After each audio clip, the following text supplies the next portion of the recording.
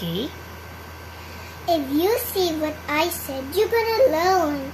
You see that our Earth is humongous, but if you go to outer space, it will be more humongous when the Earth is small. Because it shines our bright, that's why the sun. But when you see out, when you live in here, and in our Earth, it's going to be so small because it's so light.